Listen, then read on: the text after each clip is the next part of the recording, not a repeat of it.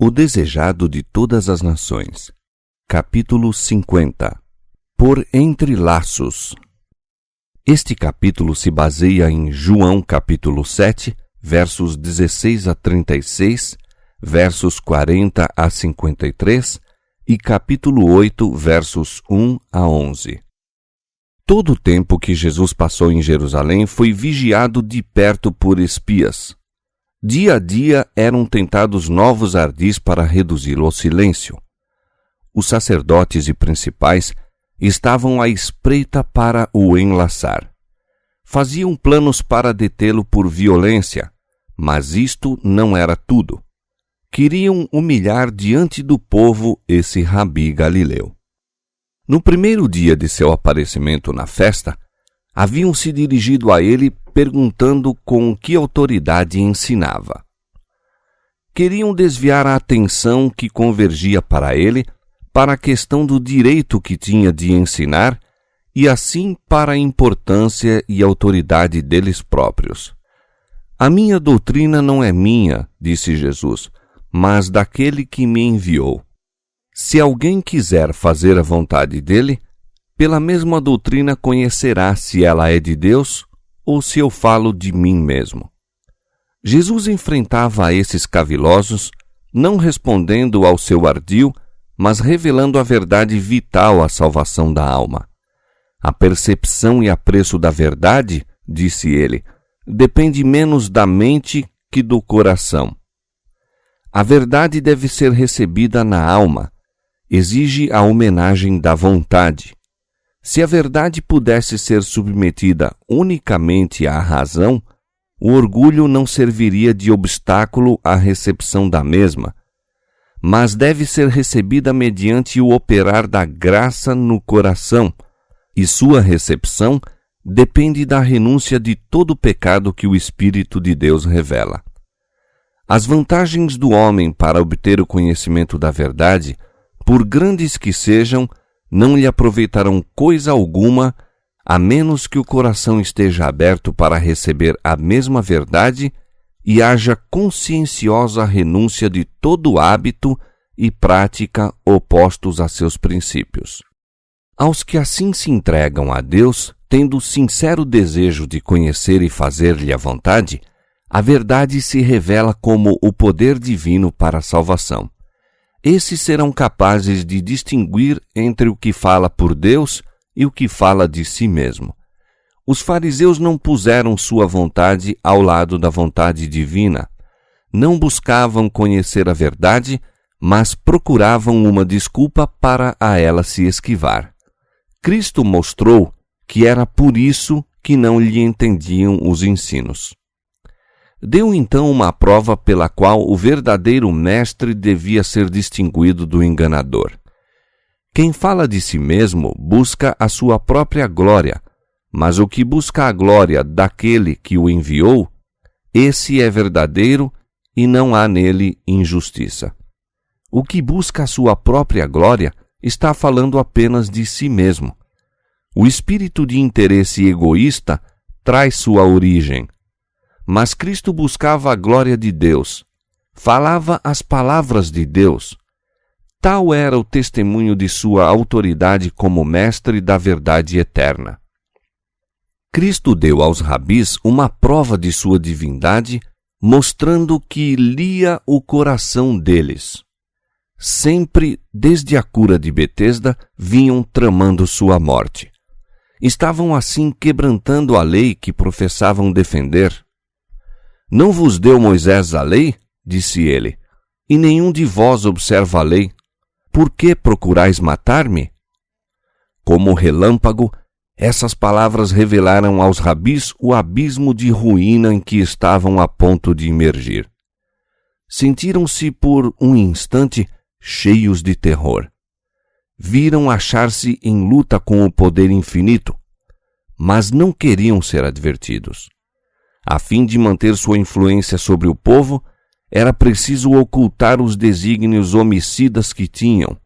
Fugindo à pergunta de Jesus, exclamaram: Tens demônio! Quem procura matar-te? Insinuavam que as maravilhosas obras de Jesus eram incitadas por um mau espírito. A essa insinuação, Cristo não deu ouvidos. Continuou a demonstrar que sua obra de cura em Betesda estava em harmonia com a lei do sábado e justificava-se pela interpretação dada pelos próprios judeus à lei. Disse ele: pelo motivo de que Moisés vos deu a circuncisão, no sábado circuncidais um homem.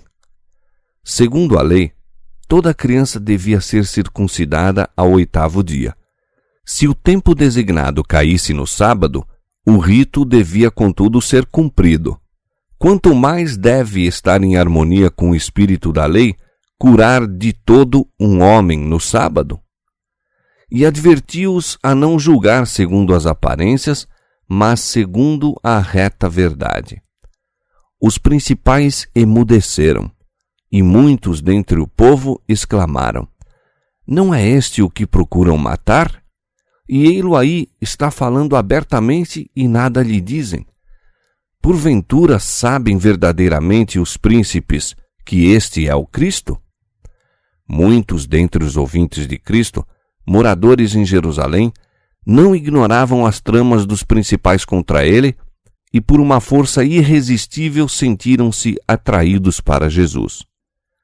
Assaltava-os a convicção de que ele era o Filho de Deus.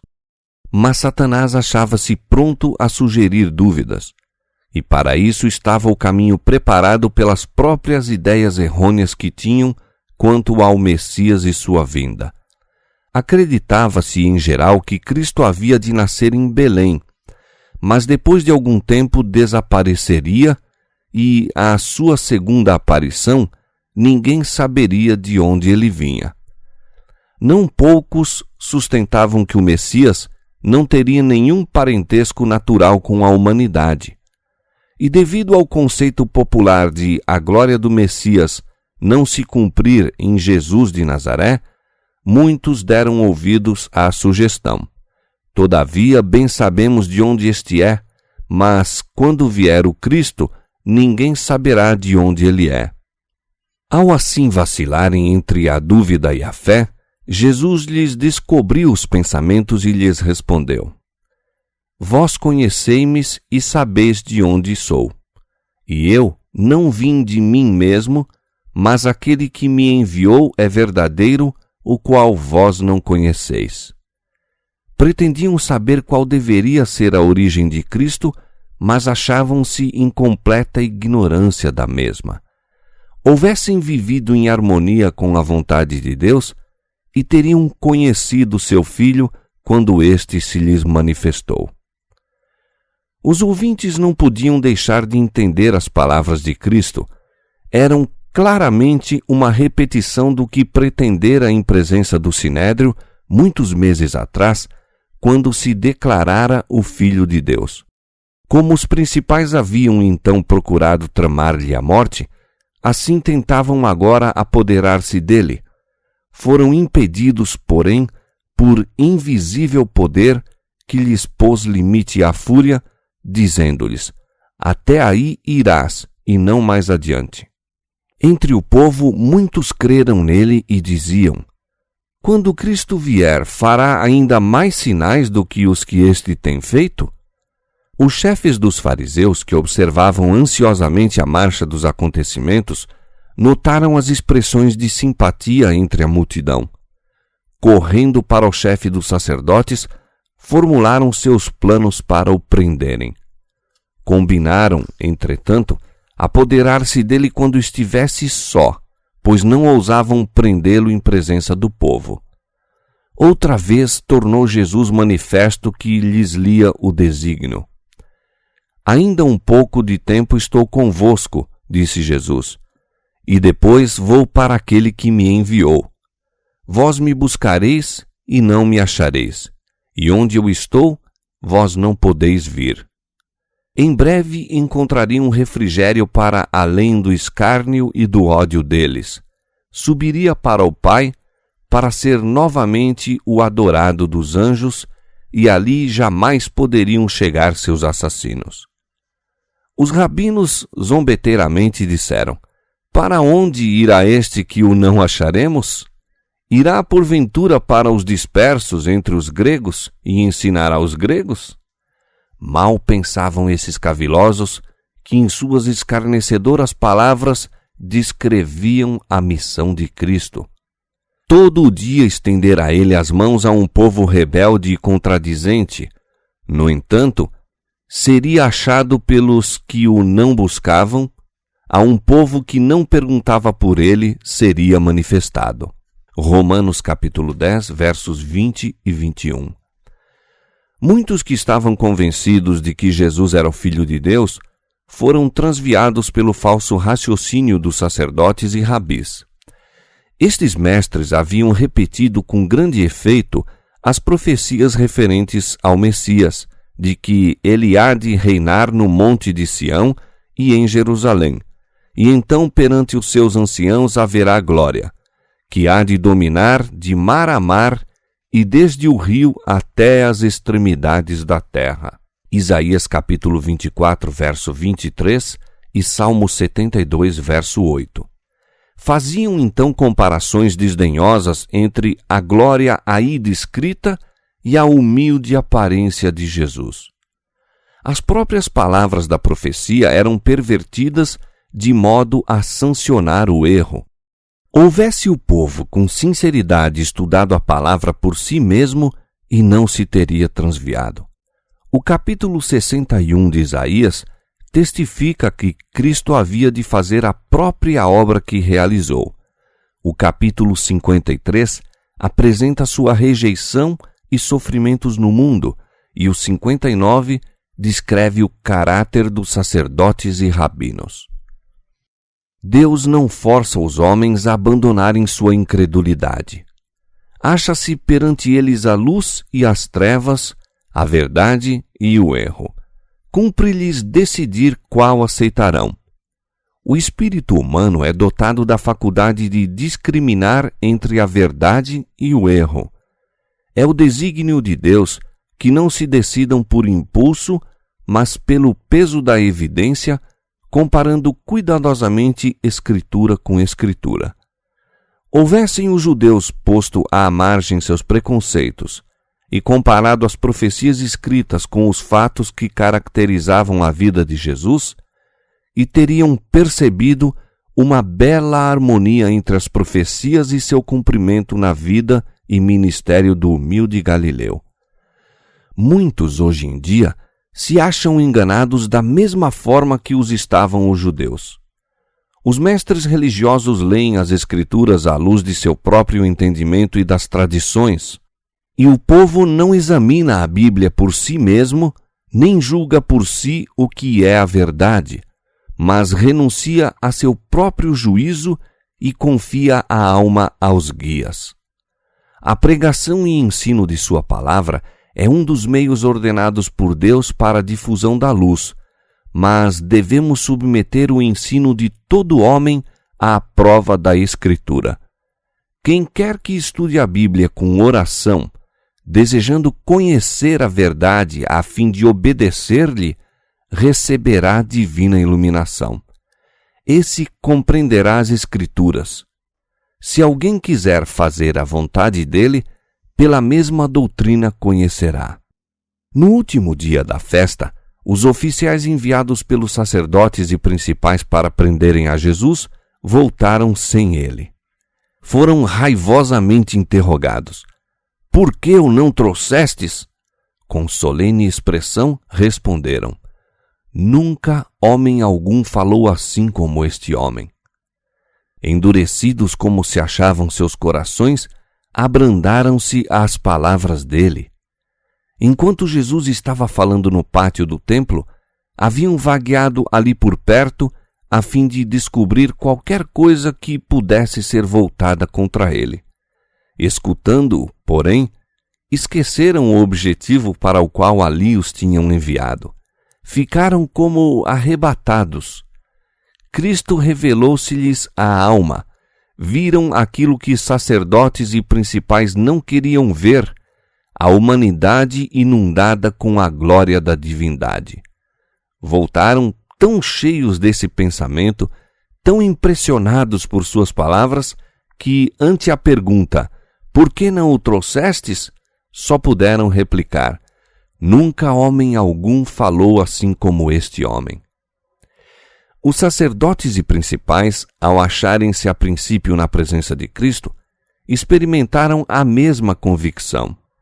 Comovera-se-lhes profundamente o coração, possuindo-os o pensamento: Nunca homem algum falou assim como este homem.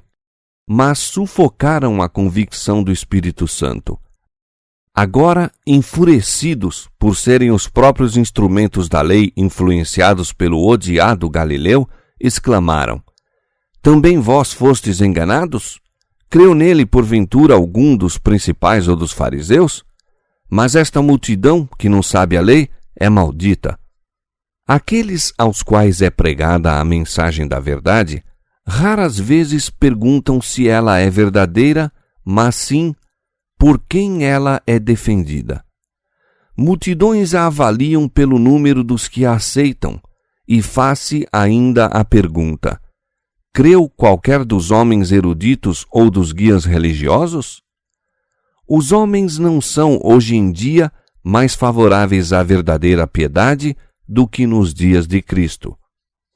Acham-se com o mesmo intento em busca dos bens terrestres, com negligência das eternas riquezas. E não é um argumento contra a verdade que grande número de pessoas não estejam dispostas a aceitá-la ou que ela não seja recebida pelos grandes do mundo ou mesmo pelos guias religiosos. Novamente os sacerdotes e principais procuraram combinar planos para o aprisionamento de Jesus.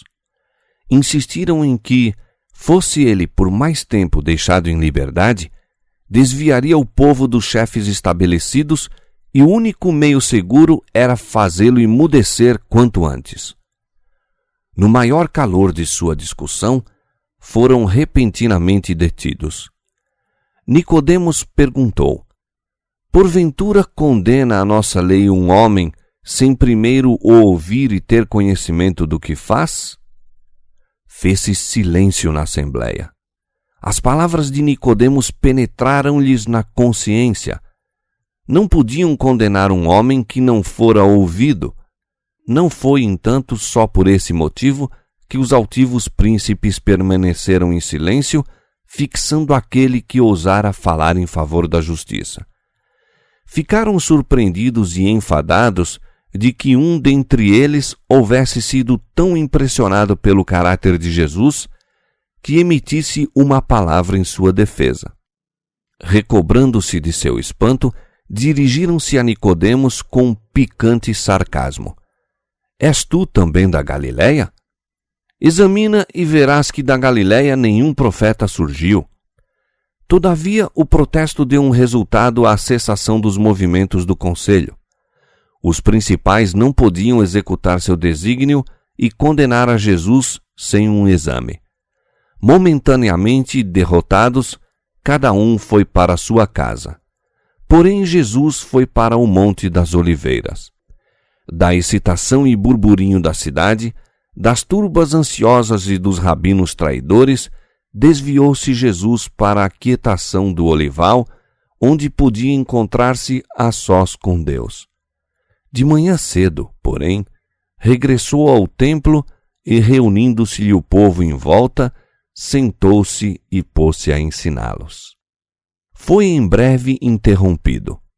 Aproximou-se dele um grupo de fariseus e escribas, arrastando consigo uma aterrorizada mulher, a qual, com duras e veementes vozes, acusavam de ter violado o 7º mandamento. Havendo-a empurrado para a presença de Jesus, disseram-lhe com hipócrita manifestação de respeito: Na lei nos mandou Moisés que as tais sejam apedrejadas. Tu, pois, que dizes? Sua fingida reverência ocultava um laço fundamente armado para sua ruína. Lançaram mão dessa oportunidade para garantir-lhe a condenação, julgando que, fosse qual fosse a decisão que ele desse, haviam de achar ocasião de acusá-lo. Se absolvesse a mulher, seria acusado de desprezar a lei de Moisés.